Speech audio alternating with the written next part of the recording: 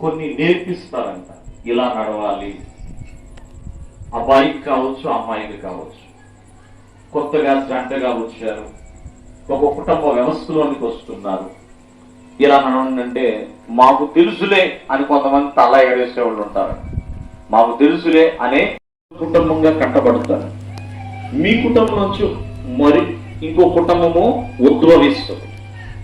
అప్పుడు ప్రియమైన వాళ్ళరా, మీరు వాళ్ళకి ఏదైనా చెప్పాలన్నా, ఏదైనా నేర్పించాలన్నా, ఏదైనా నడిపించాలన్నా మీరు చేసి ఉంటేనే, లేకపోతే లేదు. కాబట్టి సంతోషమైన కుటుంబంగా మీరు కట్టబడాలి అంటే దేవుని యందు ఎల్లప్పుడూ కూడా విధేయుడై దేవుని మార్గంలో నడవాలి.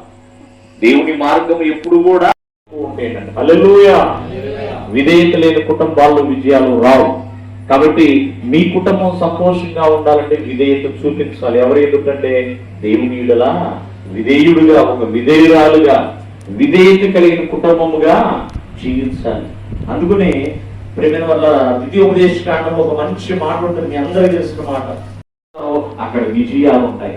అబ్రాహాము ఎక్కడా ఓడిపోలేదండి, విజయాన్ని చూశాడంతే. 100 సంవత్సరాలు అలాగే జీవించాడు, విజయాన్ని చూడకండి. అవునా, చూడండి, ఆ 100 సంవత్సరాల తర్వాత మరొక 75 సంవత్సరాలు బ్రతికి 175 సంవత్సరాలు ఒక నిండు వృద్ధాప్యం అబ్రహాముతో మాట్లాడాడు. నీ సంతానాన్ని సముద్ర వెందలి ఇసుక రేణువుల వలె చేస్తాను, ఆకాశమందలి నక్షత్రం వలె మారుస్తాను అన్నాడు.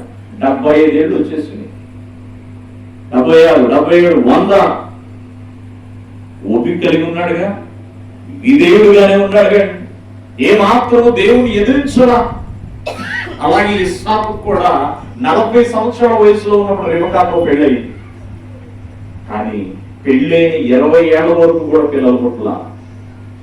అంటే ఇస్సాకు కూడా 60 సంవత్సరాల వయసులో ఉన్నప్పుడు పిల్లలు పుట్టారు.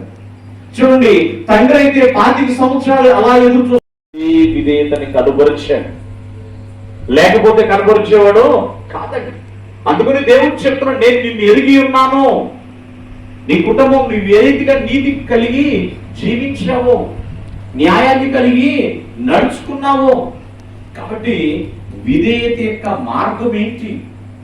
ఎన్నో మార్గాలు ఉన్నాయి, కానీ విధేయత మార్గము 11 మంది సంతానం. వరకం చెప్పాలంటే ప్రేమ వల్ల ఆనాడు మరి మిగిలిన వాళ్ళు ఏంటంటే చనిపోయారండి అన్న. మిగిలిన వాళ్ళు ఏంటంటే చనిపోయారండి, 3 మాత్రం ఉన్నారు. వాళ్ళు వెల్ సెటిల్. దేవుడు ఆయనకి ఇచ్చిన దాంట్లో వాళ్ళ 3కి ఏ మాత్రం కూడా ఈయన వైపు చూడకుండా సెటిల్ చేసేసాడు అందరిని. ఎక్కడికి సెటిల్ చేసేసాడు. ప్రియమైన